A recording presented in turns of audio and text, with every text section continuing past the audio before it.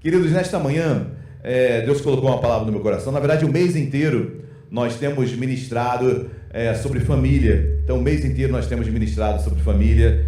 E assim como foi desde o primeiro domingo, Deus tem colocado essa palavra. Esse é o mês da família, tem sido intitulado no calendário, nosso calendário, o mês da família. Então, por isso nós estamos aqui. Família é um projeto de Deus. E foi domingo passado, eu preguei sobre pais, filhos, papéis do homem, da mulher, dos filhos. E nesta manhã eu quero pregar sobre uma pergunta. E a pergunta já está aqui atrás de mim, né, queridos? Tal pai, tal filho? E aí, o que você responde desde já diante dessa pergunta? Quando eu falo pai, eu falo mãe, ok? Então, tal pai, tal filho? O que você me responde? O que você pode me responder? Filho de peixe, peixinho é? Então, são tantas perguntas que nós fazemos e eu vou pregar com esse microfone mesmo, gente. Obrigado, Tati. Obrigado, eu vou pregar assim mesmo, tá bom? Queridos, e tal pai, tal filho, o que vocês pensam, o que vocês imaginam sobre isso? O que Deus já fala ao seu coração? O que você já pressupõe sobre esta palavra? A princípio, confesso que a pergunta-resposta vem assim, um pouco automática. Deve ser, tal pai, tal filho, será que é mesmo? E diante dessa pergunta, queridos, ao mesmo tempo, ela vem consubstanciada em responsabilidade, ok? Quando eu faço essa pergunta, tal pai, tal filho, eu estou, obviamente, trazendo uma responsabilidade imensa para os pais, para o papai, para a mamãe, porque seus filhos, há uma grande probabilidade, ou no mínimo uma grande tendência a serem produtos daquele que é a matriz, são os pais. Então, eu quero orar desde já. Abram as vossas Bíblias, queridos, num texto em Provérbios, capítulo de número 22. Abra sua Bíblia aí, por gentileza, no livro de Provérbios, no seu capítulo de número 22. Deixa eu abrir aqui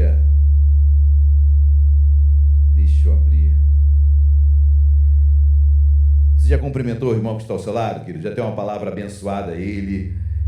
Já disse quando ele está bonito, cheiroso? Exerça a sua fé agora, pela manhã. Pregar é fé, né, querido? Então exerça a sua fé ao seu irmão, à sua irmã. Diga quão bom é vê-lo, vê-la. Tenho certeza que Deus preparou esta manhã para falar ao seu coração. Amém? Glória a Deus. Amém. Provérbios capítulo 22, versículo de número 6. Quem achou, diga achei. Quem achando, por gentileza e podendo, coloque-se de pé para a leitura exordial, inicial, prefacial desta manhã. E eu tenho certeza que Deus já vai começar a falar ao seu coração. Amém? Provérbios 22, versículo 6 diz assim: ensina a criança no caminho que deve ir, ainda quando for velho, não se desviará dele. Oremos. Deus amado, em nome de Jesus, foi lida a tua palavra, escrituras sagradas, sobre ela que nós, ou melhor, sob ela nos colocamos, debaixo dela nos submetemos, debaixo dela, meu Pai, procuramos entendimento, é debaixo dela, Deus, que crescemos, que caminhamos, que vivemos. Senhor, fala conosco nesta manhã, porque existem muitas ideologias, muitos ensinos sendo trazidos, meu Pai, em nossa sociedade, mas nós queremos recorrer à Tua Palavra. A Tua Palavra é, meu Pai, que estrutura as nossas vidas, que levanta famílias, que restaura lares, que cura as nossas vidas. Senhor, é sob ela que nos colocamos. Senhor, fala conosco nesta manhã. Deus, fala poderosamente aos nossos corações. Precisamos ouvi-lo, Senhor. Precisamos, meu Pai, nesta manhã, cada família aqui, precisamos, meu Pai, sermos abençoados por Ti. Fala conosco, Deus, e usa-me em nome de Jesus. Amém e amém. Podem se assentar, meus amados. E o texto diz: ensina a criança no caminho que deve andar, e ainda quando for velho, não se desviará dele. Aqui é uma afirmação. Deus está afirmando. Mas é interessante quando eu leio esse texto, diz assim: ensina a criança quem é... Não vou falar sobre isso, não. Mas ensina a criança no caminho. É interessante que o texto não diz ensina o caminho. É no caminho, né? No, a gente sabe que é uma contração, né? a preposição em mais o artigo o. Então, ou seja, é uma ação. Não é apenas ensina o caminho. Porque ensinar o caminho, confesso que muitos ensinam, inclusive muito bem. A audição, aqueles que ouvem e também aqueles que professam, tem professores maravilhosos na teoria. Na prática, quando você vai entender e vai ouvir, você fala, meu Deus, eu não quero seguir isso, porque nem ele segue. Então, se aquilo que eu ensino está apenas na teoria, apenas no que eu falo, não traz resultado. O maior ensino é o testemunho.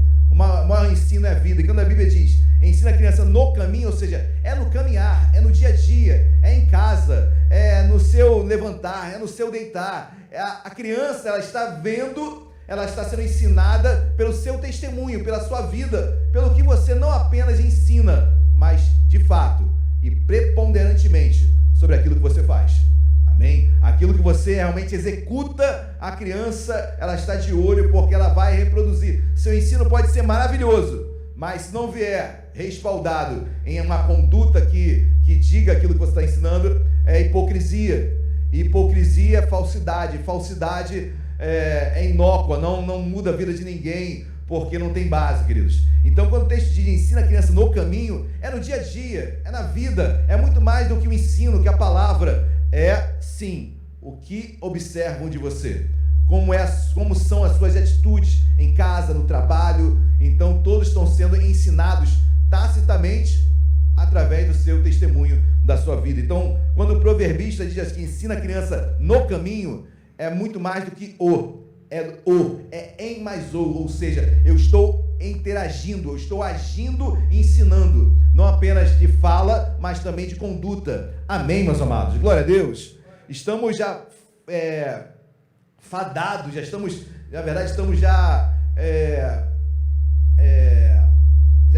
tristes, já estamos assim desanimados com tanto discurso sem prática. Uma das coisas que destrói qualquer ser humano é o discurso sem prática. Infelizmente, nós vivenciamos e presenciamos muitas coisas bonitas na teoria, mas na prática não são executadas. E que Deus está falando aqui é para você, pai, mãe, ensina no caminho. É no dia a dia que o seu ensino é feito. Amém, meus amados? Então, quando eu leio aqui, ensina a criança no caminho, a princípio, a primeira pergunta é, tal pai, tal filho? E aí, o que você responderia? Eu li uma afirmação aqui de Deus. Deus falou, olha, se você ensinar a criança no caminho, ela não se desviará. É uma afirmação de Deus. É claro que em toda afirmação de Deus, queridos, porque em toda afirmação de Deus existe um texto que eu sempre me reporto a ele, que é 2 Coríntios capítulo 6, versículo 1, quando diz para que nós não levarmos a graça de Deus em vão, mas sejamos cooperadores com ela. O que é a graça de Deus? O que Deus fez na cruz por nós. É a graça, é o fundamento da graça, é a cruz. Jesus morreu por você. Você não fez nada para que isso acontecesse. Você não contribuiu com nada para que Jesus amasse você. Muito pelo contrário, os nossos méritos, os nossos atributos não trazem merecimento nenhum. Mas Jesus, a graça dele, morreu numa cruz por mim, por você e por todos nós. Amém, queridos? Mas o que faz ela ser efetiva na minha vida? É que nem uma lei, né? A lei foi publicada, saiu no Diário Oficial, mas ela se torna só aplicável a mim quando eu a observo ou não a observo. De alguma forma você é dirigido naquela lei. Da mesma coisa a graça. A graça foi estampada na cruz, mas ela só se torna realmente efetiva na minha vida, de fato na minha vida, quando eu a vivo. Amém? Quando eu a procuro, quando eu quero fazer dela realmente aquilo que vai mudar a minha vida, que vai me socorrer em tempo oportuno, como diz Hebreus capítulo 4. A graça de Deus nos socorre em tempo oportuno. Amém, meus amados? Glória a Deus. Então, quando eu leio isso no caminho, também eu tenho que interagir nisso. Então, aí você começa a perguntar, pastor, e aí? Diante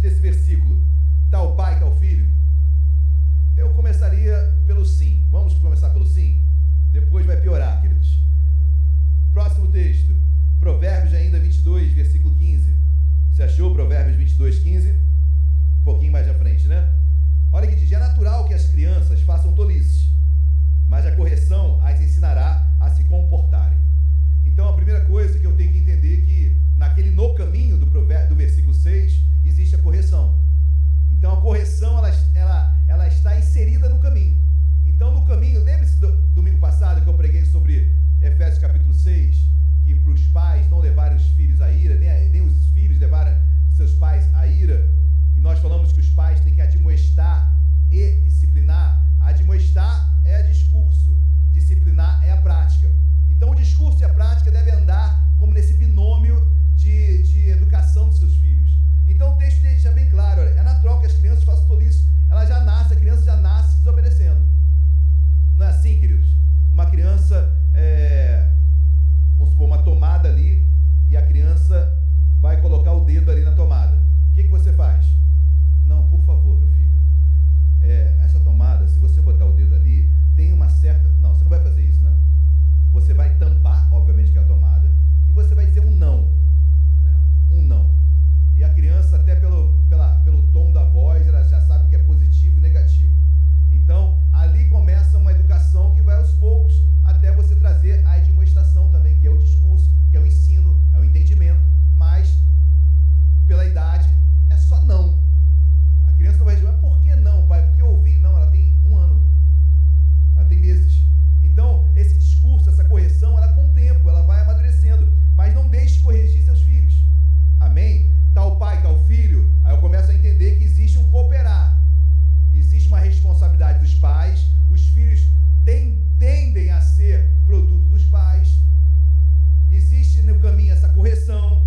Mas pule um pouquinho mais. Vai lá em Provérbios 29. Provérbios 29, versículo de número 15. Provérbios, capítulo 29. Salomão, quando escreve esse provérbio, ele diz o seguinte, Provérbios 29, versículo 15. É bom corrigir e disciplinar a criança, quando todas as suas vontades são feitas. Perdão, vou ler novamente. É bom corrigir e disciplinar a criança, ponto. Quando todas as suas vontades são feitas, ela acaba fazendo a sua mãe ou pai passar. Pai, mãe, quem nunca passou vergonha? Meu Deus. E no shopping, como a criança quer entrar naquela salinha, naquele quer o brinquedo, não quer e se joga no chão, esperneia, e você, meu Deus, que vergonha. Então a Bíblia diz que a correção e a disciplina, ela vai fazer com que você passe menos vergonha, pai, mãe. Nem que seja, ó, em casa a gente conversa direitinho. Aproveita aqui, porque em casa a gente vai conversar. Queridos, quando meu pai falava isso pra mim, acabou meu dia. Quando meu pai falou, Xande, quando eu chegar no trabalho eu converso contigo. Meu Deus, meu dia desabou. Não conseguia comer. E não adianta, meu pai se lembrava de mim. Eu dormia mais cedo, ele vai esquecer. Vamos levantar, quero conversar com você. Meu Deus, misericórdia. Ele se lembrou. Podia se trancar no banheiro. Não, eu vou esperar você sair, meu filho. A gente tem muito a conversar. Queridos, assim, e claro, queridos, com tudo, com muito bom senso, com muito carinho, com muita educação, ok? Sem qualquer exageros, sempre devemos firmar isso, amém? Mas correção e disciplina, ensino e correção, nem que seja tirar algo, deixar da pessoa ter aquela recompensa, não vai ter mais, mas isso é correção, isso é disciplina, senão passaremos vergonha, queridos, seremos envergonhados. E quem é pai e mãe sabe do que eu estou falando, quando nossos filhos pregam cada uma, mas se você não corrigir e você não disciplinar, vai ser uma conduta perene, contínua, e você passará vergonha a tempo fora de tempo. Tal pai, tal filho, aí eu começo a pensar, poxa, depende, né, pastor? Porque agora o senhor falou que eu tenho que cooperar, e se a pessoa não coopera, aí o filho não é mais como o pai. Então, vamos chegar lá, queridos. Então, talvez sim, talvez não. Agora sim, eu quero ir para um texto, queridos, que segundo em primeiro livro de Samuel, capítulo 2, esse é o texto que eu quero me debruçar mesmo nesta manhã, amém? Primeiro livro de Samuel, capítulo de número 2. Nós sabemos quem foi o grande profeta, foi o último juiz. Samuel foi o último juiz da Bíblia. Ele acumulava algumas funções, né? Samuel foi juiz, Samuel foi profeta, Samuel foi sacerdote. Primeiro livro de Samuel, capítulo 2, versículo de número 12. Quem achou, diga achei. Amém, glória a Deus. Versículo 12 diz assim, olha aqui de versículo 12 até o 14. Eram, porém, os filhos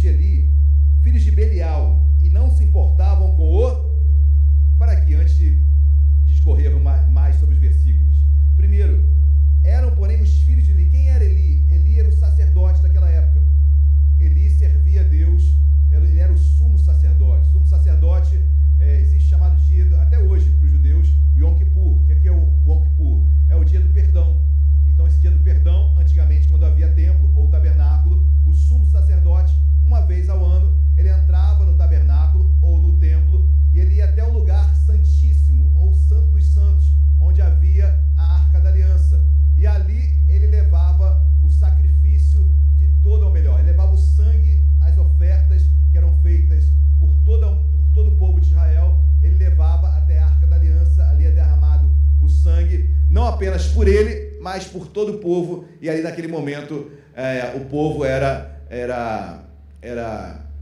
pecado era encoberto do povo. Esse era o sumo sacerdote. Eli era o sumo sacerdote. Eli era um homem que imaginamos ser um homem de Deus, um homem que é levantado por Deus para tamanho ofício, um homem que era da tribo de Levi, um homem que era da família dos coatitas, onde vai ter Arão. Ele era da família de Arão, do filho de Tamar. Ou seja, Eli era, ou devia, ou podemos imaginar que era um homem de Deus. Falar de Eli a priori, sem conhecer mais a história dele, e pelos atributos, pelo status dele, homem de Deus, sacerdote, sumo sacerdote, representava o povo de Deus no tabernáculo. Então Eli, e os irmãos vão se lembrar de Eli. Eli foi o sacerdote onde Ana, lembra-se de Ana, que Ana tinha uma petição a Deus. Ana era estéril, e Ana queria engravidar, não podia ter filho, e ela sobe um dia a Siló. Siló era esse local da terra da tribo de Efraim, onde havia o tabernáculo. O tabernáculo ficou lá, depois de rodar pelo deserto, lá ele se estabelece, em Siló, e fica muito tempo em Siló. E ali, Eli exercia o ofício de sacerdote nesse tabernáculo em Siló. E os irmãos vão se lembrar de 1 Samuel capítulo 1, onde Ana vai até Eli pleitear um filho. Olha, é preciso, eu estou orando. Eli olha para ela e pensa, inclusive, que ela está bêbada, né? Que ela começa, mas depois ela fala, não estou bêbada, eu estou tremendo aqui, eu estou muito aflita, eu estou orando ao Pai. E o que ele fala? Ele fala o seguinte, que a tua petição seja ouvida por Deus. E a mulher, Ana, ela é abençoada e ela tem um filho chamado Samuel. Ou seja, Eli foi um homem usado por Deus para entregar uma palavra a Ana, que ela seria mãe, e ela foi. Eu estou falando de um homem que, assim, aos nossos olhos, meu Deus, é um homem de Deus, é um pai, deve ser um pai exemplar. Versículo 12, eram, porém, os filhos de Eli, filhos de Belial. Belial, no hebraico, é corrupção, é prevaricar, é algo ruim, mal. Ou seja, seus filhos eram corruptos. Como um pai pode ter dois filhos de Ofni e Finéias, não é um ou outro, não é um ou outro, não. São os dois corruptos, os dois maus, os dois realmente agindo contra Deus. Um pai que era o sacerdote. Aí se eu faço essa pergunta, tal pai, tal filho, você vai responder agora não. Poxa, porque Eli é um homem de Deus, e Ofni e Finéias, que são os dois filhos de Eli, são corruptos, são os filhos de Belial. Mateus vai falar que Belial é como maligno, é como se fosse Satanás. Então, os dois filhos de Eli, tão afastados de Deus, como pode, queridos? Filho de sacerdote, vamos trazer para os dias de hoje, filho de pastor, filho de missionário, filho de diáconos, seus filhos de pessoas da igreja. Como pode? Se você pai é exemplar, se você pai é um homem, você mãe, são pessoas de conduta ilibada, pessoas que caminham com Deus. Não que não errem, claro que vamos errar, claro que iremos pecar, mas procuramos nos acertar e voltarmos ao prumo, à vontade de Deus. Quem está entendendo? Diga glória a Deus. Como explicar dois filhos de Belial, dois filhos corruptos, diante de um sacerdote chamado Eli, que a priori é um homem de Deus? Mas o texto continua, versículo 12 ainda, eram porém os filhos de Eli, filhos de Belial, e não se importavam com o Senhor, pois o costume, presta atenção no versículo 13, pois o costume daquele sacerdote com o povo, era que oferecendo algum sacrifício, vinha o moço do sacerdote, estando-se cozendo a carne, com um garfo de 3 dentes na mão, e metiam na caldeira, ou na panela, ou no tacho, ou na marmita, e tudo quanto o garfo tirava, o sacerdote tomava para si. Assim se fazia a todo Israel que ia ali a Siló.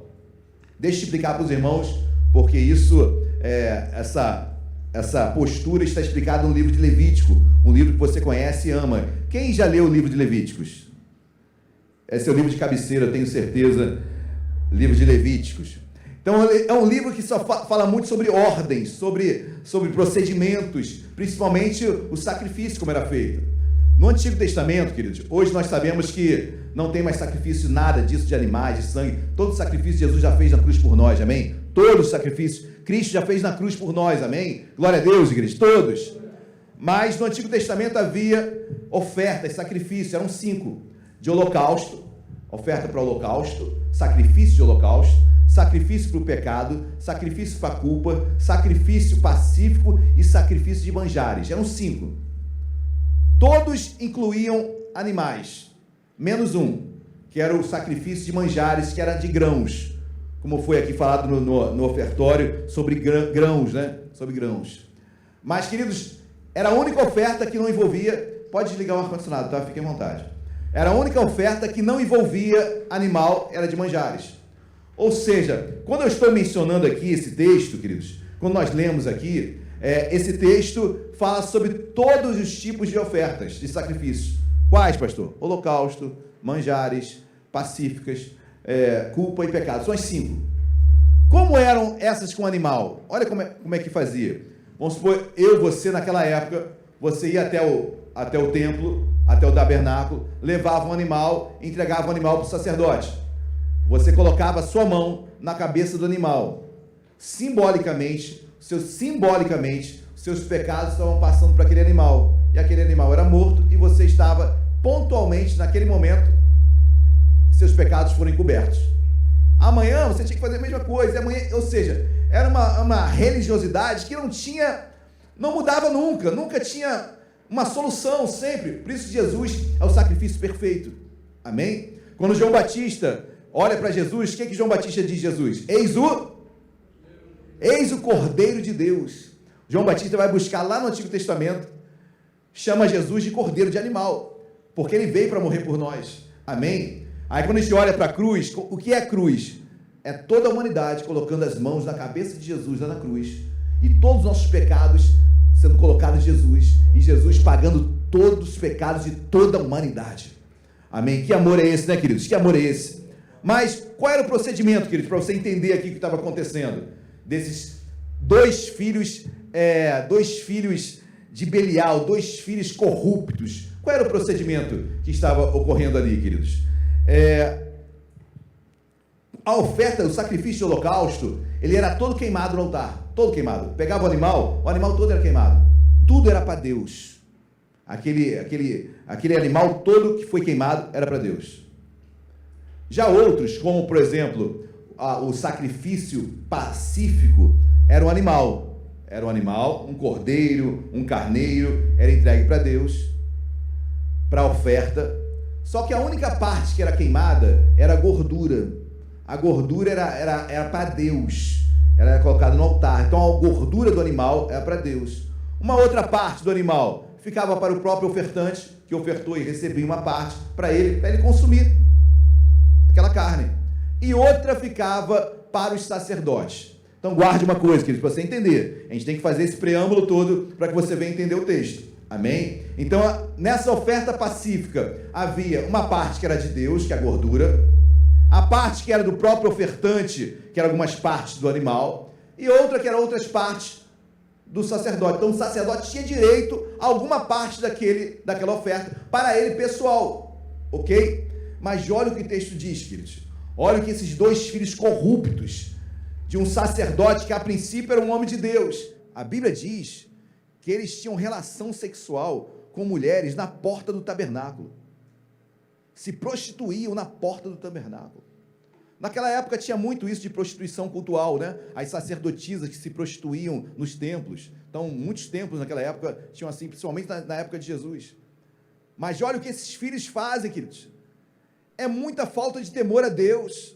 Filhos de sacerdotes roubavam aquilo que era de Deus, ainda tinham relação sexual com mulheres na frente do templo, na frente do tabernáculo. Mas o pior não está aí. Por mais absurdo que seja, o pior não está aí. O pior está no início do versículo, que diz: era porém ele já muito velho, e ouvia tudo quanto seus filhos faziam. Ou seja, ele não era ignorante, ele tinha ciência do que estava acontecendo, ele sabia o que estava acontecendo com seus filhos.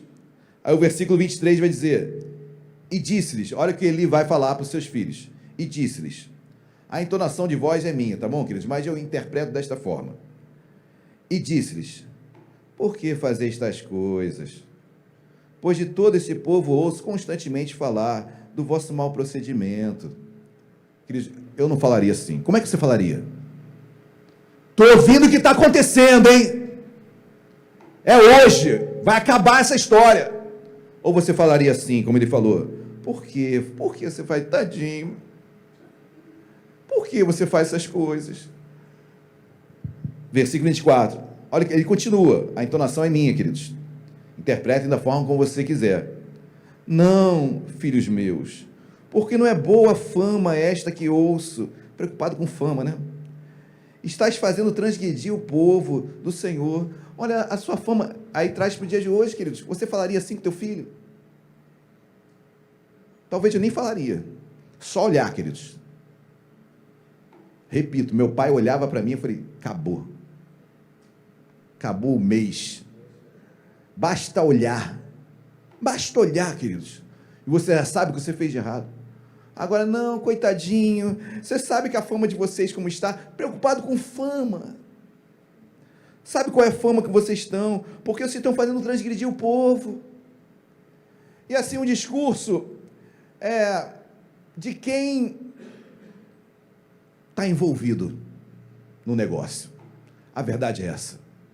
O discurso é de quem não tem credibilidade para chegar junto, não tem moral para cobrar, não tem discurso muito bom, mas não tem testemunho de vida, não tem como cobrar, não tem credibilidade. Por quê? Olha o que diz o texto. Vamos continuar no versículo 25. Aí ele continua o discurso dele, falido, hipócrita e fofo. Versículo 25. Pecando o homem contra o próximo, Deus lhe será o árbitro. Pecando, porém, contra o Senhor, quem intercederá por ele? Entretanto, não ouviram a voz do Pai, porque o Senhor... Olha que interessante, queridos. Eles não ouviram a voz do Pai. Não quiseram nem dar continuidade ao que o Pai estava falando. Não quiseram nem dar ênfase ao que o Pai estava falando. E o Pai começa um discurso lindo, pecando contra o próximo, você está pecando, mas pecando contra o Senhor.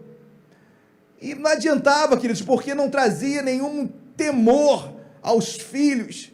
Aquele discurso falido, fofo e sem credibilidade. Mas o texto vai além, queridos. Por quê? E aí, queridos, está o pai, está o filho? Está o pai, está o filho? Não? Não assim. Eu estou mostrando alguns podres do pai, hein? Eu vou abrir a gaveta agora dele. Já estou mostrando algumas coisas que, olha, era um pai que falava muito, tinha um discurso muito bom, bonito, dá até vontade de chorar no discurso desse, mas que os filhos não ouviam. Por que os filhos não ouviam? Versículo 25, versículo 27 e 28, olha o que diz. Veio um homem de Deus a Eli, chegou um profeta, queridos. Lembra-se quando o profeta chega também lembra quando Natan chega para Davi? E Natan começa a contar uma história. Olha, roubaram isso. Aí o Davi fala: quem fez isso tem que restituir 4 vezes mais. Aí Natan: foi você, Davi. Você é o cara. Você pecou. Um outro homem, um grande profeta, também chega agora para Eli. E olha que diz versículo 27. Veio um homem de Deus a Eli e lhe disse: assim diz o Senhor: não me manifestei na verdade à casa de teu pai, estando os israelitas ainda no Egito, na casa de Faraó.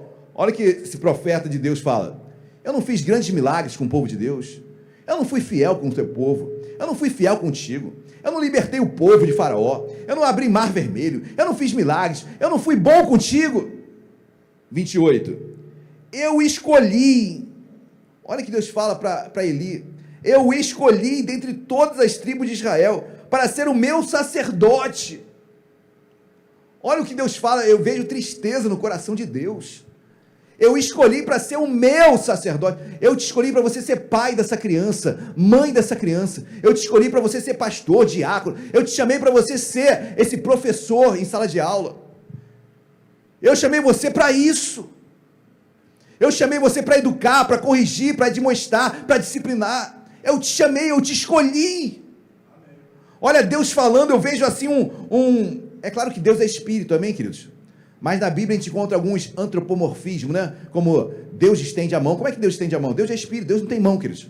Mas de uma forma de Deus interagir com o ser humano e você entender que Deus age, que Deus fala, que Deus toca, que Deus abençoa. Amém? E eu começo a elocubrar aqui situações, eu vejo quase que um Deus choroso, queridos. Triste. A Bíblia fala, não entristeçais o Espírito Santo de Deus. Quando nós erramos, falhamos, nós entristecemos o Espírito Santo. E aí Deus continua falando, vou ler novamente o versículo 28. Eu escolhi entre todas as tribos de Israel, para ser o meu sacerdote, para subir ao meu altar. Queridos, com todo temor que eu falo isso, subir no meu altar. Você não sabe o que é subir no altar e pregar a palavra de Deus. A palavra não é minha, é de Deus. Uma palavra pregada de forma errada, uma palavra pregada fora de contexto, pode trazer maldição para a tua vida. Pessoas não se preparam para pregar, pessoas não estudam para pregar, pessoas não conhecem a história para pregar. Ah, pastor, a introdução que o senhor fez foi muito chata, mas tem que ser feita. Pastor, não entendi a introdução, não. Leia depois Levítico então, mas eu tenho o dever de explicar. Amém, queridos? Porque o povo não pode ser ignorante. Oséias 4 vai dizer, meu povo está sendo destruído porque lhe falta conhecimento. O povo não é destruído porque falta milagres, não, queridos. O povo é destruído porque falta conhecimento. Porque o conhecimento liberta, queridos.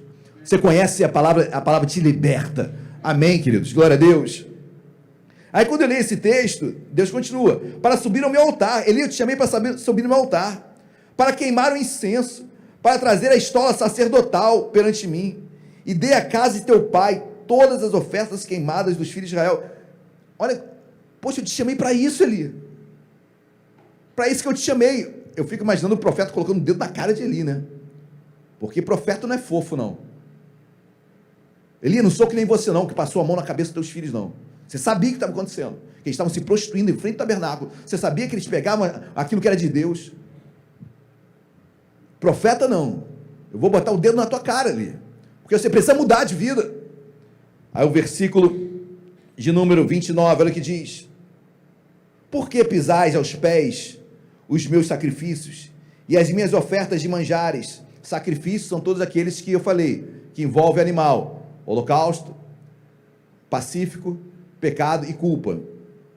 Aí depois ele continua, e as minhas ofertas de manjares, que é o quinto sacrifício de manjares, que são os grãos, né? Que são os grãos. Por que você faz isso? Porque você está fazendo errado ali. Olha o que diz o finalzinho do versículo 8. E tu, por que honras teus filhos mais do que a mim? Para aqui, queridos. É algo que nós devemos meditar hoje. Quando eu deixo de disciplinar e admoestar meu filho, eu estou honrando mais eles do que Deus.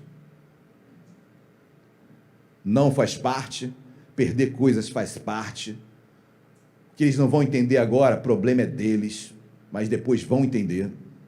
Por mais difícil que seja, por mais choroso que seja, por mais que você sofra, pai, com decisões que geralmente vão trazer renúncias, vão trazer choros, por mais difícil que seja, não deixe de amar seu filho. E amar é disciplinar e admoestar. Quem não faz isso está honrando. Olha o que Deus fala, olha o que esse homem de Deus fala para Eli: Eli, você está honrando mais teus filhos do que a mim. Quando você não exorta, quando você só ouve, não faz nada, e só no discurso, não faz isso, não faz aquilo, eu estou sabendo. Quando você só fala e não faz, Eli, você está honrando mais teus filhos do que a mim. Por isso que eles são filhos de Belial, corruptos. Mas pode piorar? Pode, queridos. Olha o que diz o versículo ainda, continuando, no finalzinho do versículo 29. Eu vou ler. E tu, por que honras teus filhos mais do que a mim? Para tu e eles vos engordardes das melhores de todas as ofertas do meu povo eu vou repetir, para que tu e eles comam de tudo. Eli comia também. Eli pegava também aquilo que seus filhos pegavam, e ele comia também. Eli também era de Belial. Eli também era corrupto. Eli também só falava, mas não exercia disciplina sobre seus filhos. Eli comia da comida furtada, roubada dos seus filhos. Quiçá, não se prostituía com mulheres também, aí já é por minha conta, tá? Mas quiçá. Porque, queridos, ser fiel no pouco, sobre muito te coloco. Então, se você, abrindo parênteses, né? O texto de Mateus, na parábola dos talentos, onde vai, no capítulo 25, vai dizer, olha, ser fiel no pouco, porque sobre muito eu te colocarei. Aí você pensa, não, quando eu tiver muito eu vou ser fiel. Nem no pouco você é. Aí, quando a gente fala sobre dízimo, oferta, pastor, eu ganho tão pouquinho. Quando eu ganhar mais, eu vou dizimar. Não vai.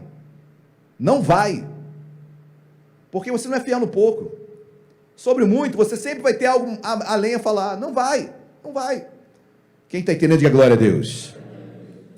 Aí, quando ele lê esse texto, queridos, Eli estava envolvido. Eli estava envolvido. Porque se meu filho traz uma vez só esse ato corrupto para mim, queridos, no mínimo, vocês não trabalham mais no ofício. Acabou, sai do altar. Mas não, ele continuou deixando os filhos exercendo no altar, deixou seus filhos pregarem, deixou seus filhos receberem ofertas. Ele não fez nada, só balela, só palavra, só discurso. Por quê? Porque ele não tinha credibilidade. Porque ele fazia também. Ele era corrupto. Ele era Belial. Filho de tal pai, tal filho? Acho que agora está para um sim, não está não? Porque agora eu vi que Belial não era o que... Agora eu vi que Eli não era quem eu pensava que fosse. Agora eu vi que os filhos eram de Belial, porque Eli era de Belial. Era corrupto também. Talvez mais corrupto que os filhos. Talvez não, certamente, queridos. Porque sobre ele tem um pátrio poder. Poder sobre seus filhos, não apenas o poder civil, mas o poder também de espiritual sobre seus filhos. De cuidar dos seus filhos. E ele foi negligente. Ele foi imprudente. Ele foi imperito e tudo mais que você puder. Bota na conta de Eli. Quem está entendendo, diga glória a Deus. Que responsabilidade nós temos, né, queridos? Que responsabilidade nós temos. Não tinha credibilidade para ensinar porque ele era corrupto. Mas o texto continua ainda. Vai lá para 1 Samuel capítulo 2, versículo de número 30.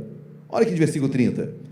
Portanto, diz o Senhor, o profeta está falando ainda, portanto, diz o Senhor, Deus de Israel, na verdade, dissera eu que a tua casa e a casa de teu pai andariam diante de mim, perpetuamente, porém agora diz o Senhor, longe de mim tal coisa, porque aos que me honram, honrarei, porém aos que me desprezam, serão desmerecidos. Não é porque Deus é mau não, queridos, não há maldade em Deus, é porque o povo, ou melhor, Eli e seus filhos decidiram agir fora de Deus. Então, Gálatas 6, versículo 7, aquilo que o homem semeia, aquilo que ele planta, ele vai colher. Lei da semeadura. A lei de semeadura, queridos, é a lei perfeita de Deus. Não queira colher uva se você plantou abacate.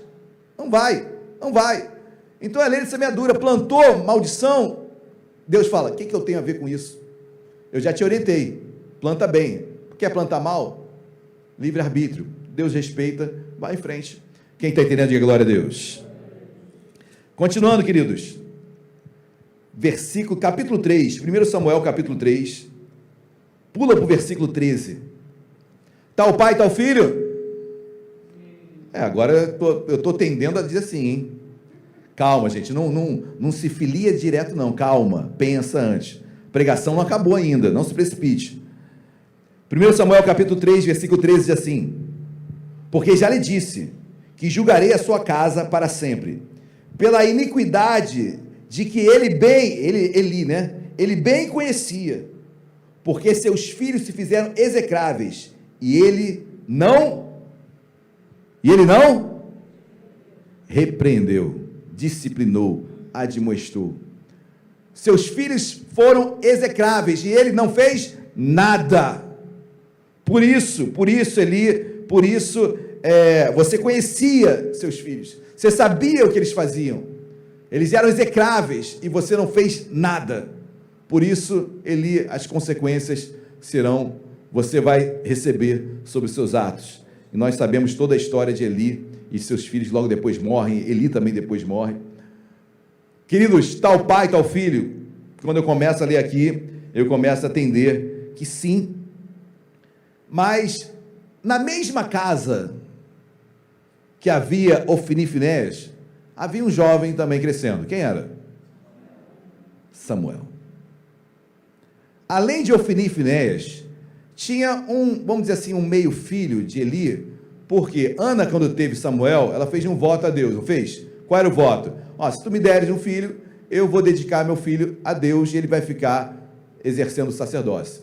Quando Samuel nasce, Ana entrega seu filho nas mãos de Eli. Samuel cresce ao lado de Ofni, Finéias e Eli. Tal pai, tal filho.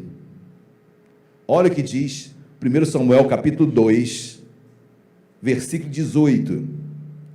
1 Samuel capítulo 2, versículo 18. Quem achou, diga achei. Olha o que diz versículo 18.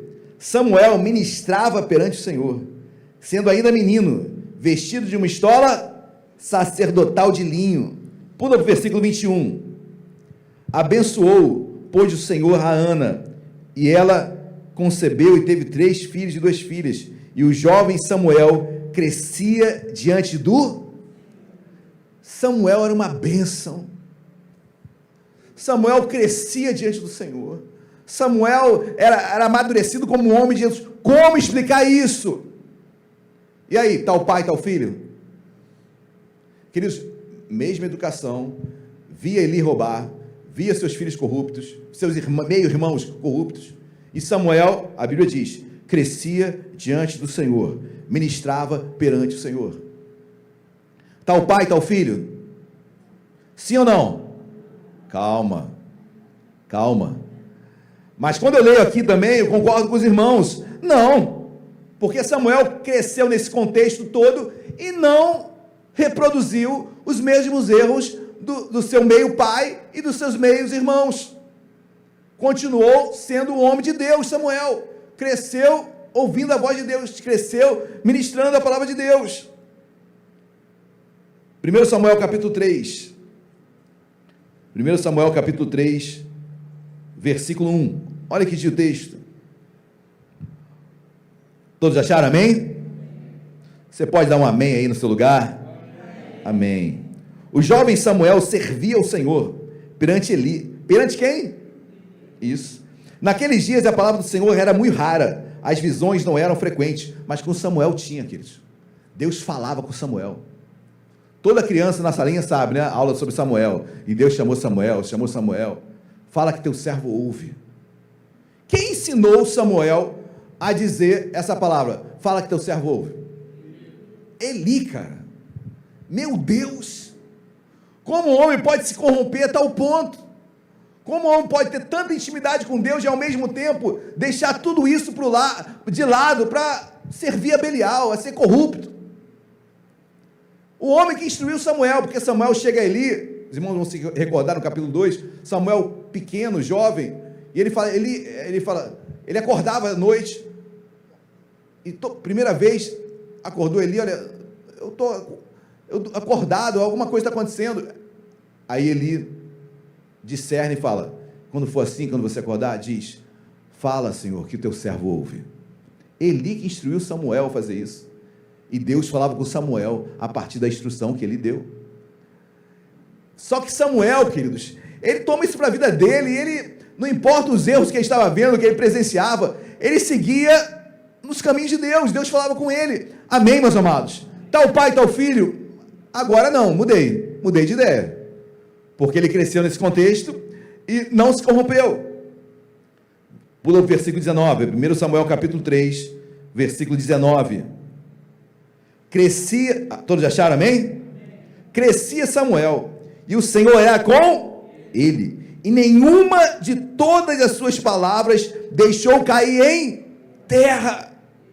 Talvez você pudesse falar, pastor, o senhor está falando quando ele era bebê, criança. Aí fala, não, a Bíblia diz, olha, crescia Samuel, e o Senhor era com ele, e nenhuma de todas as palavras deixou cair por terra. Nenhuma palavra que Deus deu a Samuel caiu por terra. Samuel usadíssimo por Deus, queridos. Naquele contexto, ei, meu amado, você pode romper, não importa a educação, não importa, por mais terrível que tenha sido seus pais, você não precisa ser igual, você pode mudar, em nome de Jesus. Você pode mudar.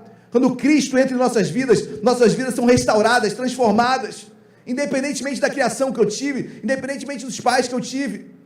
Eu tenho agora um pai, agora eu tenho uma filiação, Jesus, meu irmão mais velho. Amém, queridos? Nós temos agora um exemplo, nós temos agora um espelho, Jesus. Amém.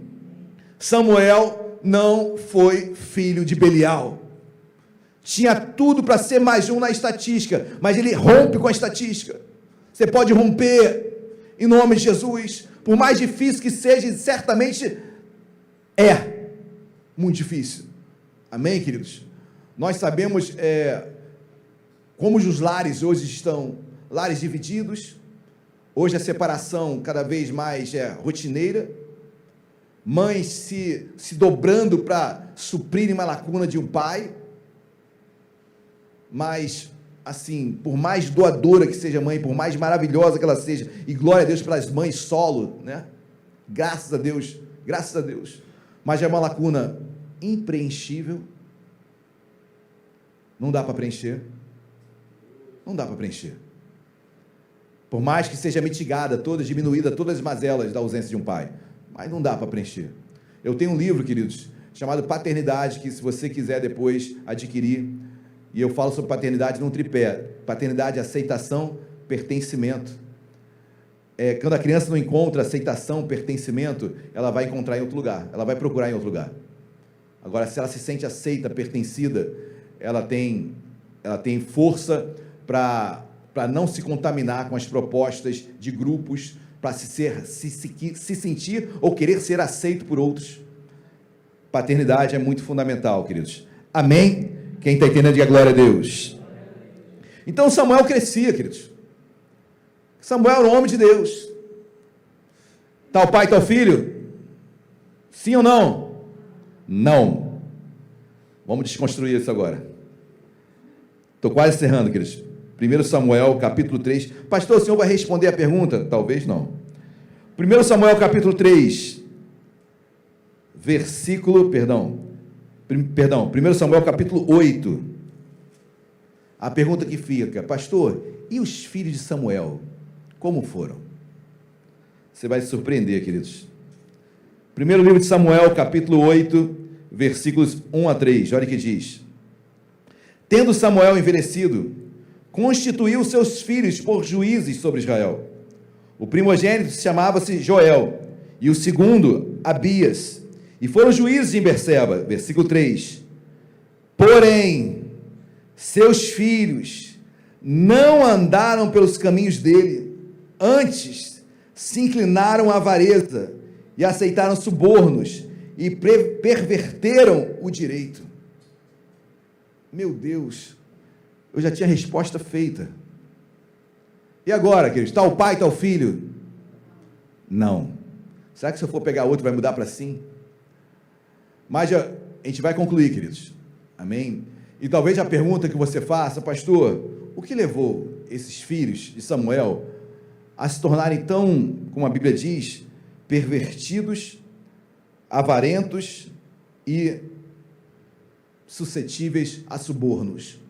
O que leva esses filhos de Samuel a se desviarem tanto de Deus? Se Samuel, a Bíblia diz, é categórica, a Bíblia diz, que nenhuma palavra de Moisés caiu por terra, de Samuel caiu por terra. Se nenhuma palavra de Samuel caiu por terra, queridos, é porque Samuel, até o último dia de sua vida, foi um homem temente a Deus. Não faltou, a princípio, pensamos, entendimento, disciplina, administração. Por que esses filhos se tornaram assim? Eu não tenho resposta. Certamente não tem resposta, a Bíblia não tem resposta. Você pode ler, você não vai encontrar. Só que uma coisa Deus falou no meu coração, queridos, e eu abro esse parênteses para a minha própria vida. Samuel era profeta, sacerdote e juiz. Será que ele tinha tempo para a família? É uma pergunta para a gente pensar e meditar. profeta, o último juiz de Israel e sacerdote. Como profeta, quantas vezes Deus não o usou, o levou para tantos lugares, inclusive para Davi. Ele foi na casa de Jessé para falar de Davi. Jessé foi o homem que profetizou que Davi seria o rei. Profeta que tem que ser enviado para qualquer lugar. Juiz que tem que julgar as causas do povo a todo tempo. Sacerdote que não pode parar. Toda hora estou entregando oferta, entregando. Será que esse homem tinha tempo para cuidar da sua prole, cuidar da sua esposa, cuidar da família, cuidar da casa? Queridos, essa é a pergunta que eu faço para mim mesmo. Se você for sair, tivemos o Paz, sexta-feira agora, né? Que é o nosso Pão, Ação e Salvação, na direção do meu querido diácono Marcos Vinícius e todos os irmãos que participam, e a Isabel, sua esposa.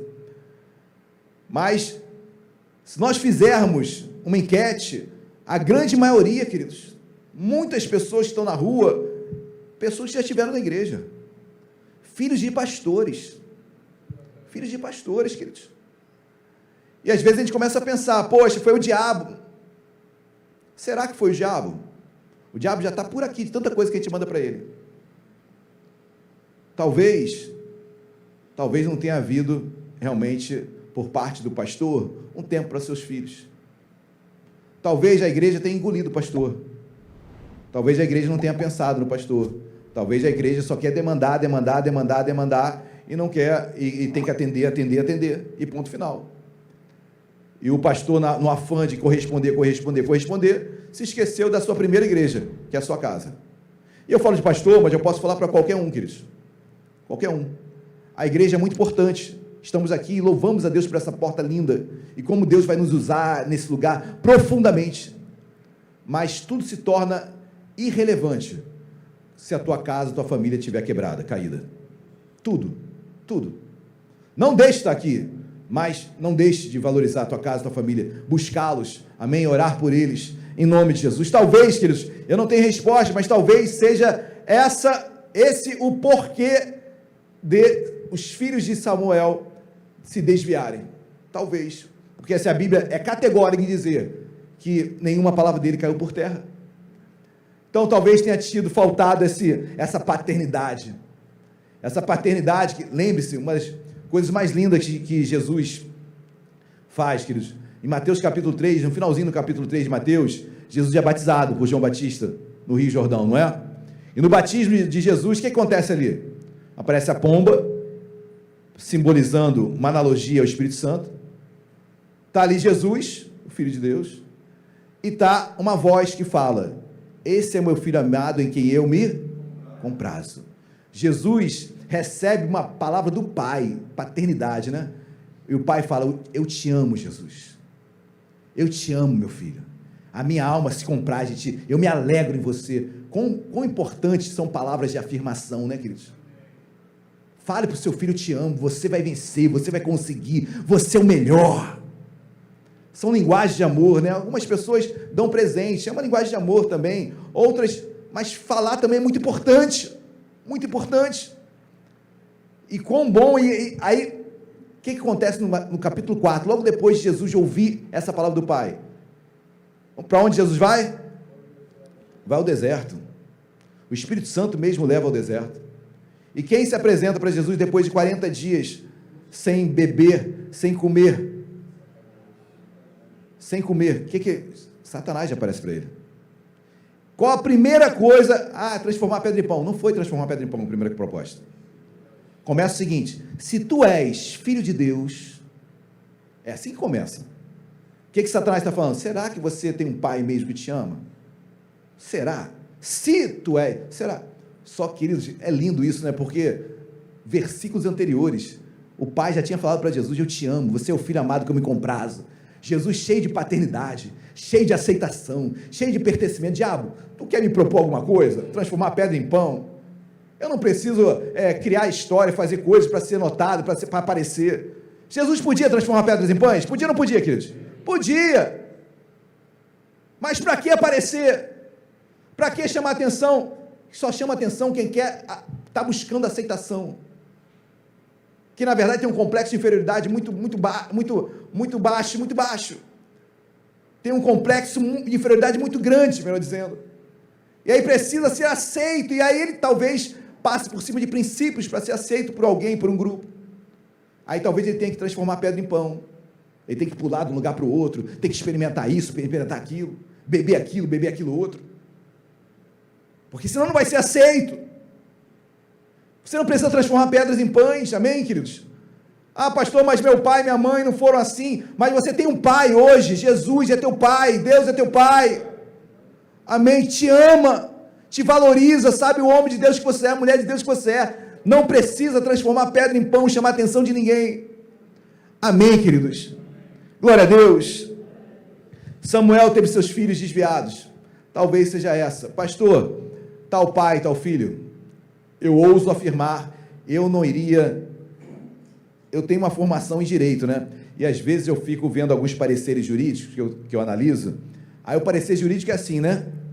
Doutrina, capítulo, lei, pensador, vertente. Aí chega na hora de concluir, porque todo parecer tem que concluir. Aí você lê aqueles pareceres, tu não entende nada. É tanto latim que você fica doido. E na hora de concluir, falar, eu me posiciono segundo esse pensador. Eu me filio a essa corrente. Às vezes o parecer não fala nada, querido. Aí você continua sem entender nada. A gente tem que se posicionar, amém? Queridos, diante de toda a pregação, tal pai, tal filho, na minha opinião, humilde opinião, não. Por quê, pastor? Porque sempre vai ter o livre-arbítrio da pessoa. Você pode dar a melhor educação e agora, uma coisa certa é, queridos, seja um homem de Deus, uma mulher de Deus, seja sobre seus filhos, que eles possam encontrar em você caráter, postura, exemplo, que eles possam olhar para você e falar, eu quero ser que nem meu pai e minha mãe, eu sei que ele é um homem de Deus, ela é uma mulher de Deus, quero ser igual a eles.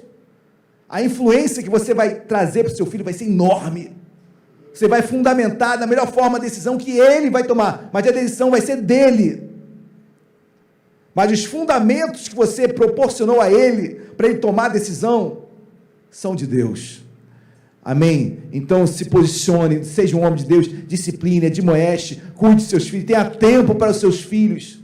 Quem lembra daquela propaganda do Gelol? Gelol, né, meu Deus do céu, tem Gelol ainda? Existe Gelol? Jogadores de futebol, existe ainda Gelol? Qual era o slogan daquela propaganda? Não basta ser, tem que participar. Não basta ser pai, tem que participar, tem que estar junto, amém? Tem que fazer força, tem que estar, mas eu não tenho tempo. Passe a ter. Como assim? Botou filho no mundo, queridos, cria. Pai tem que criar, pai tem que abençoar, tem que estar junto, pai, mãe. Então não desista de seus filhos, amém, queridos? Dê a melhor base para que ele possa decidir no futuro. A melhor base é Cristo. A melhor base é Cristo. Se ele vai seguir ou não, aí é uma questão dele com Deus. Mas a minha questão com Deus, pai, mãe, é dar a melhor fundamentação para que ele possa decidir da melhor forma. E a melhor forma é a decisão por Cristo Jesus. Amém, queridos? Glória a Deus!